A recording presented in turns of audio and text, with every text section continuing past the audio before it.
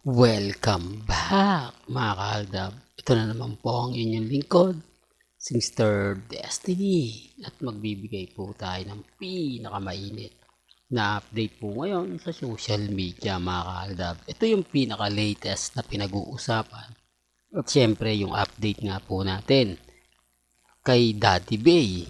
At sa paglabas nga po nila Baby Teo at Playmate mga kaaldab.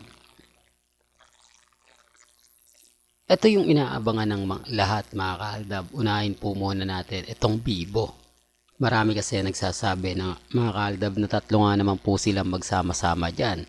Si Ann Curtis, si Maine Paul Carson at si Richard Paul Carson. Sila po ngayon ang kumbaga magsasama-sama para nga po daw sa isang event na ipapakita na taon-taon naman po ito'y ginagawa ng Bibo.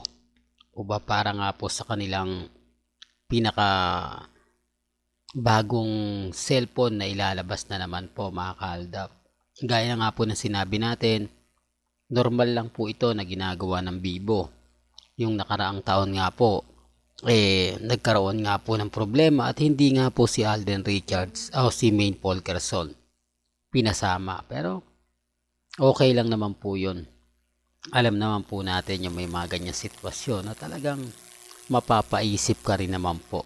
Hindi po ba? Pero ngayon, siyempre kasama na siguro si Ann Curtis. Kaya siguro isasama na dahil magkakaroon ng issue kung sakasakaling si Ann Curtis lang ang isasama niya at si Maine Paul Carson ay hindi po ba? Sinasabi ko lang po yung po pwedeng mangyari. Hindi po ba? Dahil maingay na maingay nga po talaga si Mengay ngayon. Magtataka po kayo, no? Si Mengay, nominado. Alam naman po natin na bihira po o maswerte po talaga yung manomino ka lang. Yung masama ka lang. Di po ba? Sa female best host. At kumbaga female icon pop. Di po ba? 2024. Doon pa lang mga award na, oh. Kahit hindi mo na matanggap. Kumbaga, nahalista na yung pangalan mo eh. Ang ibig kong sabihin kumbaga, naandun na. Hindi po ba yung pangalan mo? Naandun na yung point na, kumbaga, matatandaan ka na agad ng mga netizen.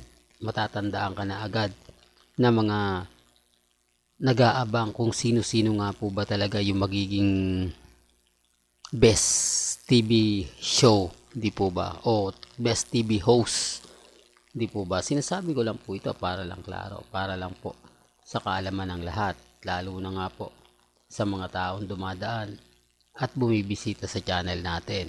Ubahin naman po yung kagandahan nyo sa channel ni Mr. Destiny. 101% updated po tayo. Pero bago tayo magtuloy sa ating pinaka mainit na update, kung bago ka lang sa channel na to at isa kang true-blooded Aldab Nation na nagmamahal po kila Mengay at Isoy, tama po ang channel na pinuntahan mo, kaya consider na po kitang bagong subscriber at huwag mong kalimutang i-share ang mga video po natin sa mga mami, sa mga titas at sa mga senior. Sa mga galit na galit po sa channel natin patungkol nga po sa sinasabi natin sa EAT studio na kung saan nga po sinasabi ko na karamihan naman po ng mga nakukuha kong update galing po mismo sa mga nakakapanood ngayon sa loob ng EAT. Kaya nga po imposible naman po na lahat ng sinasabi nila iisang tao lang yung nagpapakalat dahil iba-iba naman po ang mga sinasabi nila. Iba-iba naman po ang mga nababasa natin at nakikita po natin. Kaya nga po imposible naman. Di po ba? Hindi lang po nila matanggap na tama yung sinasabi natin. Tama yung binibigay nating effort. Di po ba? Real talk. Kaya nga po ako mga kaldab kampanting-kampante. Kaya nga po ako masayang masaya sa mga nababalitaan po natin, nakikita po natin at napapanood po natin. Siyempre sa mga ayaw pong maniwala, nirerespeto naman po natin yan. at ginagalang. Bagamat puro paninira po yung nakukuha natin, okay lang po yan, normal lang yan. Alam nyo naman po na dito po sa channel ni Mr. Destiny, lahat po ng mga ganyan hindi na po natin pinapansin, although binabalita ako pa rin para lang po sa kaalaman ng lahat. At ito po yung balikan natin. Sa mga nagtatanong, Mr. Destiny, post ba yan ni Alden Richards? Post ba yan ni Risa? Post ba yan ni Daddy Bay? Ito po yung pinaka-latest post ni Daddy Bay sa kanyang Instagram. Nakakatuwa lang po dahil kumbaga pansin nyo naman po, nakadalasan ng mga photos nila puro side na wala gaanong tao. Yung side na kumbaga solo lang po nila. Di po ba? Kaya nga po nakapagtataka na sa ibang bansa ka, lalo na nga po sa Amerika. Alam nyo naman po na maraming namamasyal din dyan. Di po ba siyempre yung ibang lahi. Di po ba?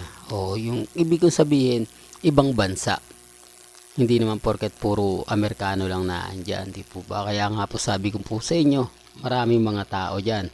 Doon po sa post natin, patungkol po kay Baby Teo, kay Playmate, siyempre lulugar sila sa wala gaanong mga tao, lulugar sila sa hindi gaanong pinupuntahan. Ibig kong sabihin dun sa snow mga kaaldab, napakalaki naman po nun at napakalawak, di po ba? Kaya nga po sabi ko sa inyo, hindi naman pipicturean nila na ibang tao, di po ba? Sila rin din po yun. Kaya nga po kita nyo yung photos di po ba? Sa una, dalawa yung bata.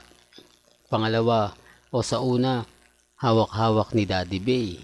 Doon pa lang mapapaisip na po kayo na may mali. Doon pa lang masasabi niya na, oo nga Mr. Destiny, may punto yung sinasabi mo. May punto yung mga paliwanag mo. Na talagang si Baby Teo at si Playmate. Tama naman po yung mga ibang komento sa akin. Yun, sinasadya na po talaga yon. Yun talagang masasabi mo na totoo, di po ba? Ulitin ko lang po, remind ko lang po, mga kaaldab. Alam niyo sa totoo lang po, sa dami na mga nakukuha natin na sinasabi nga po ng iba, lalabas at lalabas din yung katotohanan. Walang lihim na hindi nga po mabubulgar. Di po ba? Pero ramdam nyo naman po na kahit papaano, inilalabas naman po talaga ni Daddy Bay, pasimple lang. Di po ba? Inilalabas din ni Risa yung update na talagang mapapaisip ka rin. Di po ba? Sinasabi ko lang po ito para lang klaro. Sinasabi ko lang po ito lalo na po sa mga taong dumadaan at bumibisita sa channel natin. Nakitang kita nyo naman po, di po ba bawat anggulo. Sino naman po kasi makapagsasabi na hindi nga po si Baby Teo yun at si Playmate kung naandun sa tabi ng pamilya Polkerson, kung nandun mismo sa lugar, di po ba? Gaya ng sinabi ko, wala pong lihim na hindi mabubulgar. Lalabas at lalabas din po talaga ang katotohanan. Yan po yung ring isa sa rason sa hinihintay natin. Kaya nga po tayo kampante, kaya nga po tayo matatag. Hanggang dito na lang po ang ating latest updates. Kaya kung gusto nyo pa po ng pinaka-latest at sariwang update, abay tumutok lang po kayo dito po sa channel ni Mr. Destiny para updated po kayo sa mga latest at sa mga bagong video po na ilalabas po natin maya maya lang. Hanggang sa muli, salamat po sa panonood at pakikinig.